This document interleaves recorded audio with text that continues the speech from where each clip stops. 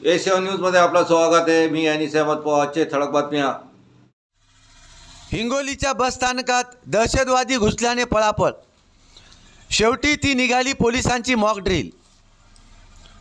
Police दहशतवादी शस्त्र पाहून प्रवाशांची उडाली होती घाबरगुंडी।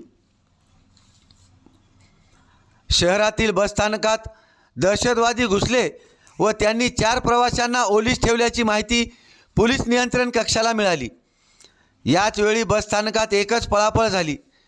पोलिसांनी आपली कार्यतत्परता दाखवून एक दहशतवाद्याला ठार मारून इतर दहशतवादी ताब्यात घेतले। ओलीस ठेवलेल्या प्रवाशांची सुटका पोलिसांनी केली। या सर्व बाबी पोलिसांचे मॉक ड्रिल असल्याचे लक्षात येताच अनेकांनी सुटकेचा निश्वास सोडला। कोणत्याही वेळी एखादी अनुचित घटना घडू शकते, त्याकरिता पोलीस यंत्रणेला नेहमीच अलर्ट राहावे लागते।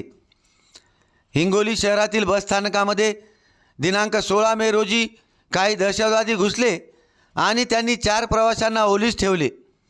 याबाबतची माहिती पोलीस नियंत्रण कक्षाला मिळाली। त्याचवेळी घटनास्थळी हिंगोली शहर ठाण्यासह दहशतवाद विरोधी पथक, बॉम्ब शोधक पथक व बॉम्ब नाशक पथक, जिल्हा विशेष शाखा, DB शाखा, श्वान पथक आदींना तात्काळ रवाना करण्यात आले।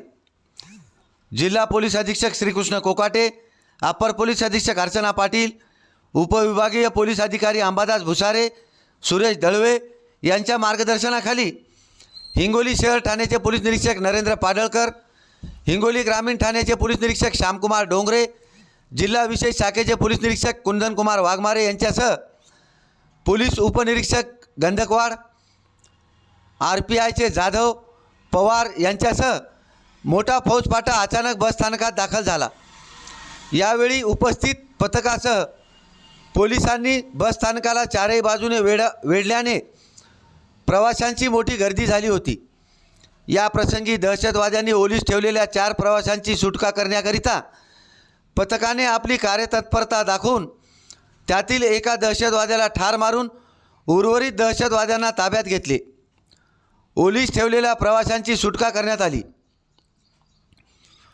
बस स्थानकात पोलीस दहशतवादी शस्त्र पाहून प्रवाशांची तारांबळ उडाली। शेवटी हे सर्व प्रात्यक्षिक संपल्यानंतर पोलिसांचे हे मॉक ड्रिल असल्याचे प्रवाशांना समजल्यानंतर त्यांनी सुटकेचा निश्वास सोडला। पोलीस यंत्रणा नेहमीच अलर्ट राहण्याकरिता पोलिसांकडून अधूनमधून अशी मॉक ड्रिल घेतल्या जाते। A7 न्यूजसाठी अनिस अहमद, हिंगोली।